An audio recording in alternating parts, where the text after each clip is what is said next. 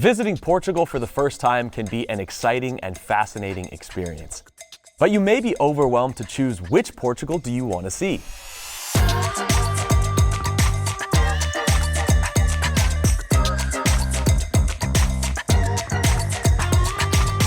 The bustling capital city of Lisbon, the authentic raw power of Porto, the medieval castles in the rural countryside, or sunbathing on one of the many beautiful beaches along Portugal's vast coastline. People have been messaging me and commenting that I need to make a video on the best way to travel Portugal if I only had 1 week. And this is exactly how I would do it. This is some guy named Dave in Portugal, and I've made over 50 videos about this wonderful country. And if you're planning a trip to Portugal, you won't want to miss this video. It was very difficult to pick and choose what to see if I only had 1 week in Portugal because there is just so much to see, and I put together this itinerary based on what I believe you can't miss here in Portugal, so you can still have the time to slow down and enjoy yourself. After all, the slow pace and quality of life here is what makes Portugal so special. In this episode, we will be visiting iconic neighborhoods, charming palaces in picturesque villages, and one of my favorite cities right now in all of Europe. Firstly, let me start off by saying you will not need a car to get to the destinations that will be mentioned in this video. It is of course possible to rent a car, but it will not be mandatory. And in this video, I am not going to include the southern region Algarve, mostly because I believe that if you're going to come to the Algarve, you should make a trip there by itself. It is much better to have a car in this region so you can explore all of the remote areas and remote beaches that you won't be able to get to by bus or Uber. I have an entire video on Algarve all the way from the west to the east coast of it, so check that video out if you're looking to travel there. But before we start, I would like to invite you on a trip of a lifetime to come on a 9-day, locally guided tour of Portugal with yours truly. I will be tagging along the journey with you. Stay tuned to the end of the video to find out details on how you can sign up. There will be limited spots available. Portugal to me is like a fine wine. It may be a bit dry and sour at first, but with time it rounds out and develops into a delight-rich and complex, well-balanced experience. Don't be so quick to judge the Portuguese food because it is possible that you may not have the palate for it yet. There's a reason why some of the best chefs and food critics around the world praise and love Portuguese food. My best advice I could give someone visiting Portugal for the first time is to try and leave your stressed out energy at home, put your phone down, and enjoy your surroundings. And who knows, you might just have yourself a great time. The vast majority of tourists will be flying into the Humberto Delgado Airport in Lisbon. So today, this is where our journey begins and ends. No castelo, olho cotovelo, em Alfama, descanso olhar, e assim. After the long flight, you may be jet lagged, and I recommend staying in or near the charming neighborhood of Príncipe Real. This area has some of the best restaurants in Lisbon and is a perfect place to call your home base.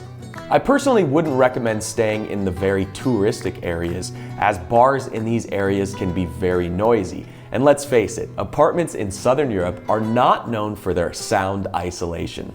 If you're not tired from your long trip, there are plenty of places that you can walk to have dinner in this area that are very, very much worth it. Day 2, the historic center. This is the first plaza you're going to want to see. The Praça do Comércio is arguably one of the most famous places in Lisbon. And this is one of the first places you should come down to see to get a sense of the city located on the Tejo or Tagus River. From here, there are many cafes lining the Baixa district. If you want to stop and have a drink, that is the touristic thing to do on your first time visiting Lisbon.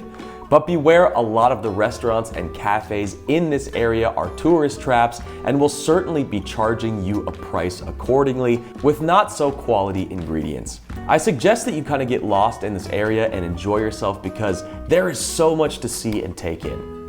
This is the place you want to be a tourist and absorb the fact that you have just arrived in beautiful Lisbon, Portugal, or as the locals call, Lisboa.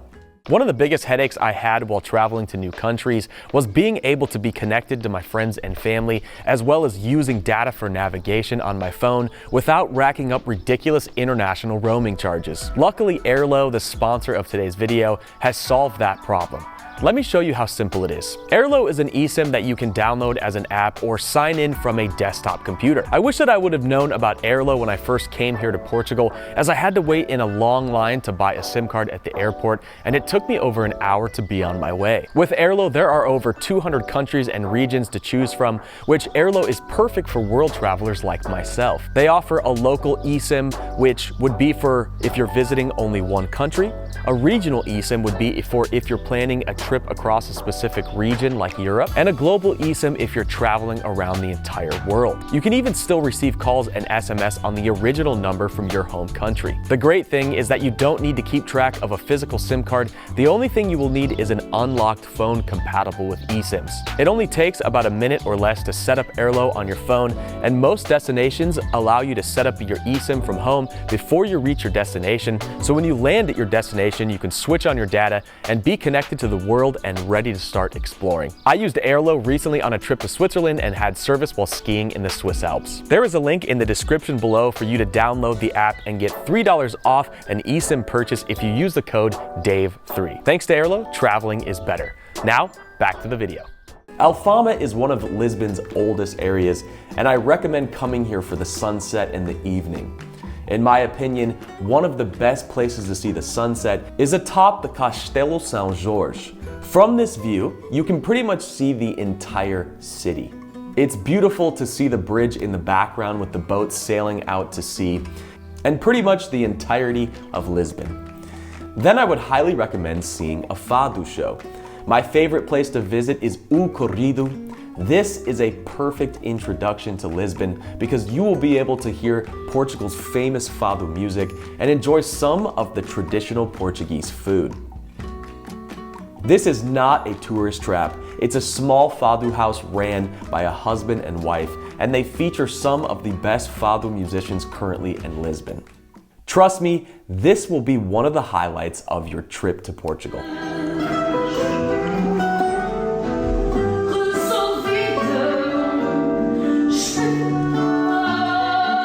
All Fado is dominated by the sentiment known as saudade, a word that cannot be precisely defined in English, but is roughly translated to a deep yearning.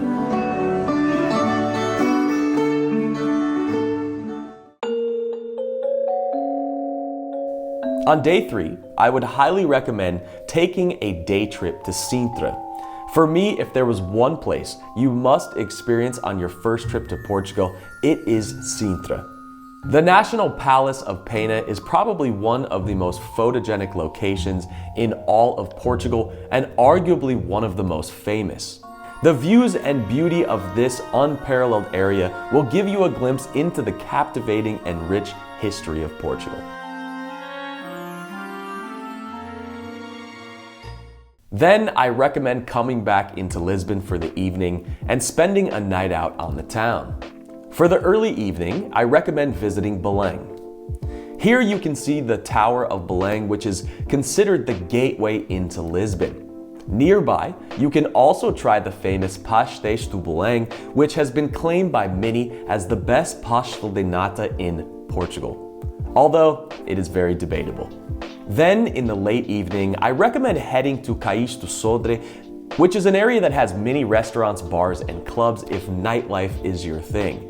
The Time Out Market is a bustling place with many tourists that has food stalls and features tastes from all over Portugal. I will have to say this is quite the tourist trap, but can be fun for your first time if you're looking to meet people and try Portuguese food with training wheels.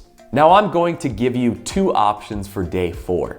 A day trip to Coimbra or Nazaré on the way to Porto. To get to either of these locations, you can take a Flixbus from the Sete Rios or Oriente bus station in Lisbon. Simply go to the Flixbus website and type your destination and you will see the available times. Flixbus allows you to carry or stow one large suitcase under the bus and bring one small carry-on.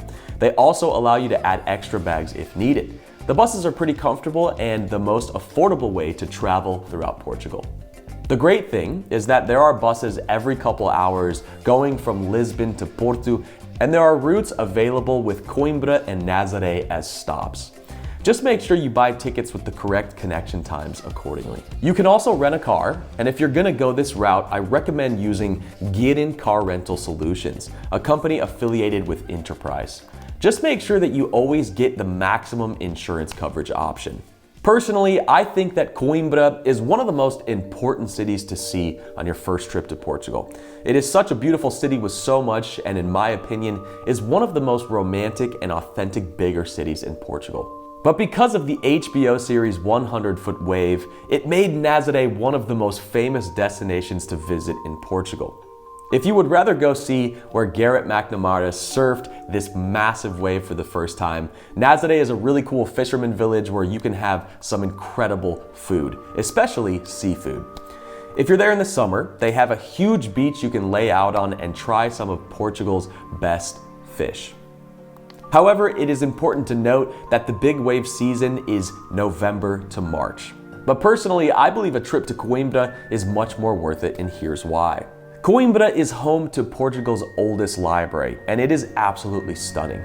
Unfortunately, I can't show you video or pictures of it because there are no photos or videography allowed, which is why you need to go visit it in person. Coimbra is also home to one of the most tragic medieval love stories, Pedro and Inês.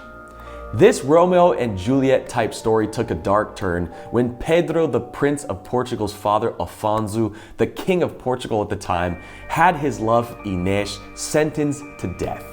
You can visit the garden where Pedro built streams of water to send little boats and love letters to his love Inês. Coimbra is a very cool city with many great restaurants. I would highly recommend a stop here on the way up to Porto. For your first time staying in Porto, I would recommend staying in Sedofeta. This area is centrally located and will be in walking distance to many of the things you will want to see while in Portugal. The great thing about Porto is that nowhere in the city is more than a 20-minute Uber ride away. After arriving at night, you can explore the Sedofeta area and go down by the river to get a feel for the city. I would recommend spending your next morning checking out Mercado do Bolhão. There are a lot of good coffee places here and options for breakfast. This is a great time to walk through Rua Santa Catarina, which is one of the busiest streets in Porto and in all of Portugal. You want to get there before the crowds arrive in the afternoon. Then I would recommend taking a trip to Parque do Serralves. This is a beautiful garden with sculptures featured throughout. There is a treetop walk that is very peaceful and beautiful. This is one of my favorite places to visit in Porto, especially on a nice day. And of course, you will have to try Porto's famous francesinha, a sandwich inspired by the French croque monsieur, but loaded with Portuguese linguiça sausage, steak, ham, and lots of cheese. It is smothered in a special beer sauce with spices, tomatoes, and many other secret ingredients safeguarded for decades. This sandwich is definitely not for people on a diet or vegans. The next day, I recommend going on a boat on the Douro River. This is an experience you can't miss. I recently was invited on a boat to tour with the Yachtsman Douro and was very surprised how affordable it was for a private boat ride for up to 10 people. There is a link in the description below to check them out and book your tour today. Then you must go to the other side of the river to visit Vila Nova de Gaia. This is where all the famous port houses are that make the world famous port wine. You can book tours to see where the wine is fermented and learn about the process and history. The World of Wine is also located on this side, which is an incredible museum all about wine. Hey, now this is my type of museum. Porto has so many amazing places to see. And if you want to see a more in-depth video, check out my 48 hours in Porto to see 23 must-see places in the city. At the end, finally, I personally would recommend taking the 3-hour and 15-minute bus back to Lisbon the night before so you can stay close to the airport for your flight out the next day.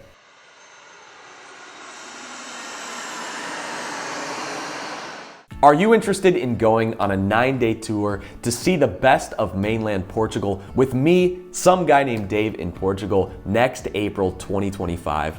Would you like to visit Portugal's best cities like Lisbon, Porto, Évora, and the beautiful sunny Algarve region? Well, I am teaming up with EF Go Ahead Tours, a group travel company with 55 plus years experience currently offering over 200 tours around the world. This Portugal tour will include hand-picked accommodations, on-tour transportation, some delicious meals, a dedicated tour director with you the entire way, and local guides to show you the sights. Everything has been expertly vetted to assure you will be getting the VIP treatment. This tour will give you a taste of every region in Portugal.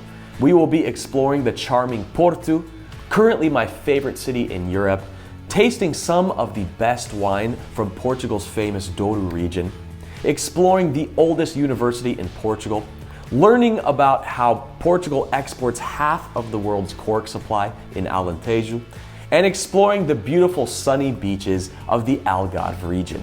The best part is that there are interest-free payment plans available that will help you spread the cost and not to worry. There is a link in the description below to sign up today. Signing up is easy and you can reserve your spot for as little as a $300 deposit. You can also call EF Go Ahead Tours helpful team directly to book your tour over the phone. If you want your trip to Portugal to be completely stress-free and taken care of, then sign up today for a trip you won't forget. There will be limited spots available on this tour, so you'll want to be one of the first people to sign up to secure a spot. Due to restrictions, this tour will only be available for US and Canadian citizens. And that is my 1-week, 7-day itinerary to Portugal. There are so many things to see in this wonderful country, and you can live here for years and continue to see exciting new things every day.